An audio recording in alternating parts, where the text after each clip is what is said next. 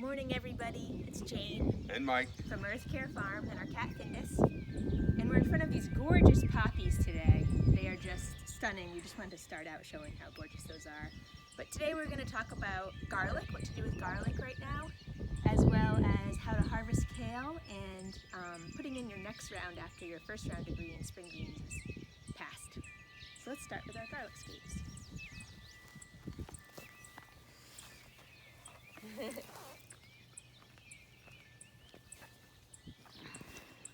Alright, so this is the garlic plant. They kind of look, some people confuse them for leeks, but these are actually, this is garlic. And this is the scape of the plant, which is kind of like the flower of the plant. This is the leaves, and then the garlic that we're used to seeing is underground here. So right now what we want to be doing is just cutting these scapes off so that the energy of the plant, you'll hear me say this a lot for a lot of different plants, gets rerouted from producing a beautiful flower into producing a big, beautiful garlic bulb.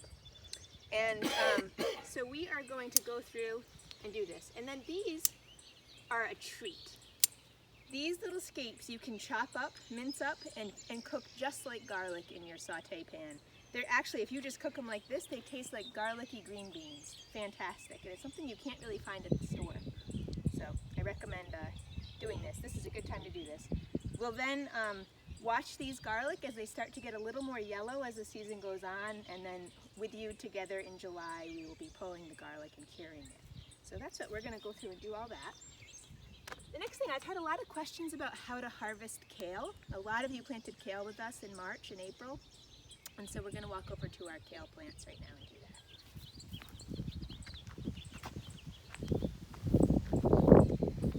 Alright, here's our kale. This is the red Russian kale. There's two ways to harvest kale. My preferred method is to just start with the outer leaf and just break it off. I just find it heals a little bit better when you just snap it like that. And what's going to happen is, I'm just going to go around and do this. You get just in one kale plant, I've got enough for a beautiful bunch of kale. But now all the inner leaves we're going to leave, and they're going to get bigger. And in a week or so, we can harvest them. It's a very giving plant, just always producing more for us to give. And if I can keep the caterpillars off these, we'll have kale until well into the frost. But amazing, better than any pill you could have is just eating some kale every day. Anything you want to add about kale? Not about kale. No. There's a lot to know about gardening, and Jane's giving you a lot of good information about how to be a successful gardener. But besides learning about gardening, we can learn from the plants. In my opinion, the plants don't have a sense of self. They're one with the soil, and that's why it's so important to have good soil. So true. And so we have a batch of arugula we're going to walk down to right now that has now passed. So this was our spring arugula. We had 2 cuttings from it, and now that it's gotten hot, this is just what happens. It bolts. Bolting is just a term for now the energy has left going into leaf stage, it's going into flower stage. You can still eat it, but arugula, when it gets bolted like this, is very potent. It's a little too spicy for most people's palates. I like a little bit, almost as if it's an herb, but yeah, it's a little bit tough. So what you could do, since there has been a bit of a shortage on seeds, since now everyone is loving gardening, which I'm psyched about, you could let it go to seed and collect the seeds. Or if you're short on space in your garden,